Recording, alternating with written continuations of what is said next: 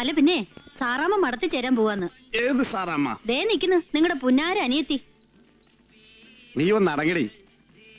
എടീ, ചെറിയ പള്ളിയിലെ പെരുന്നാൾ കഴിഞ്ഞാൽ ഉടൻ തന്നെ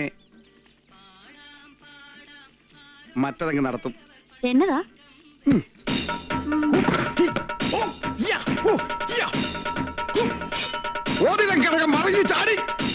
മതി മതി, ആവേശം കൂടി കയ്യിന്റെയും കാലിനും കുഴ തെറ്റരുത്.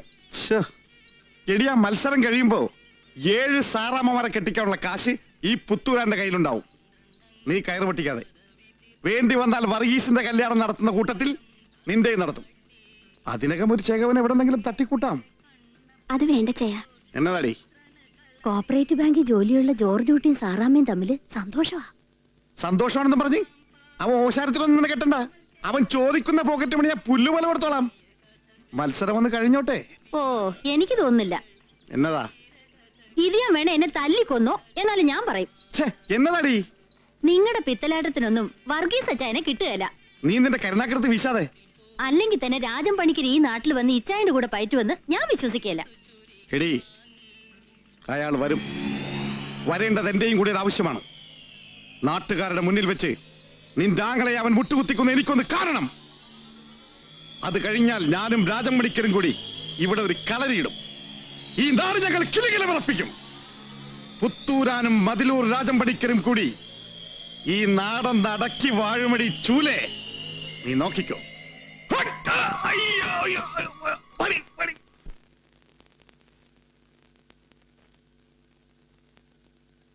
പിന്നാക്കം മാറി അശോവടിവിൽ നിന്ന്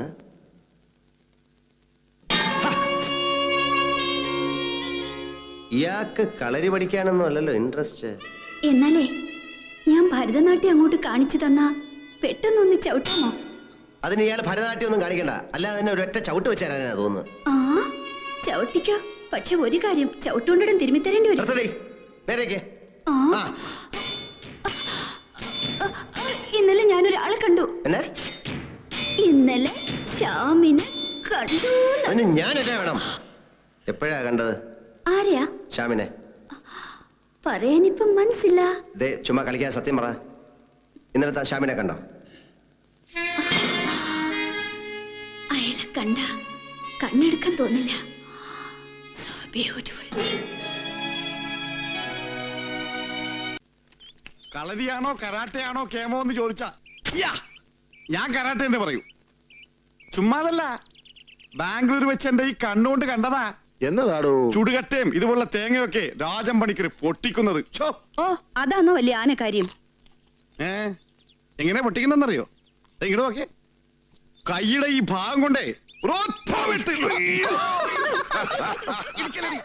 ചേടാ, ഇടിക്കാൻ പോവാന്ന് നേരത്തെ പറഞ്ഞിരുന്നെങ്കിൽ ഞാൻ ഈ തേങ്ങ അങ്ങോട്ട് തരികയല്ലായിരുന്നോ?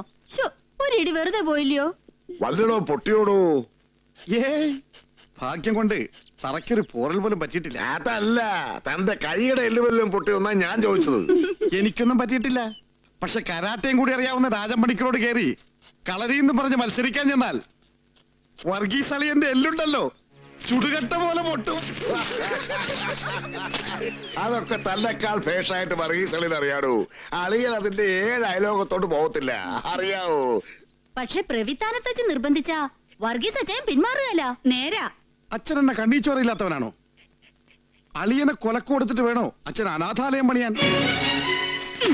വർഗീസിനെ കൊല്ലാനോ അടിയറ പറയിക്കാനോ ഏതൊരുത്തനുണ്ട് ഈ ഭൂമിയില്? എന്റെ പള്ളേ കിടന്ന് ഓതരം കടകം മറിഞ്ഞ് കളരിത്തായം പഠിച്ചാണ് അവന്. അവന്റെ മുമ്പിൽ രാജൻ പണിക്കര് വന്ന് നിന്നാല് എന്റെ കർത്താവേ, വർഗീസ് അവനെ കൊല്ലാതെ വിടണേന്നാ എന്റെ പ്രാർത്ഥന. അമ്മച്ചി എന്നെ കരുതിക്കൊണ്ടേ കേമത്തരം പറയുന്നേ. ഉശിര് കാണിക്കാൻ വയനാട്ടിലോട്ട് വിളിച്ചിട്ടേ പേടിയ അഭിമാനവും കാരണം മാറിക്കളഞ്ഞാ വർഗീസ്. കാളെ പറ്റെന്നറിയുമ്പോ കയറെടുക്കാൻ നിങ്ങളൊക്കെ നിങ്ങളുടെ പാട്ടിന് പോ. വർഗീസ് ഒന്നും അങ്ങോട്ടോട്ടിൽ ഇറങ്ങാല. അവൻ ഇറങ്ങിയാലെന്ന് നിന്നോട് ആര് പറഞ്ഞു? നടുവിലെ കുന്നിൽ കളരി കുരുക്കൽ അഗസ്ത്യൻ വൈദ്യന്റെ മോനാന്നേ അവൻ ഇറങ്ങിയിരിക്കും. പിന്നെ ഇറങ്ങും. അവൻ അന്തസ്സും അഭിമാനവും വീറും ചൊണയുള്ളവനാ. അവന്റെ അപ്പനെ ചതിച്ചവനോട് അവൻ പകരം ചോദിക്കും. പോരെങ്കിൽ പള്ളിവക അനാഥാലയത്തിന് 4 കാശുണ്ടാക്കാൻ കൂടിയല്ലേ. എന്റെ കൊക്കിന് ശ്വാസം ഉണ്ടെങ്കിൽ ഞാൻ അവനെ കച്ചകെട്ടി ചിറക്കിയിരിക്കും.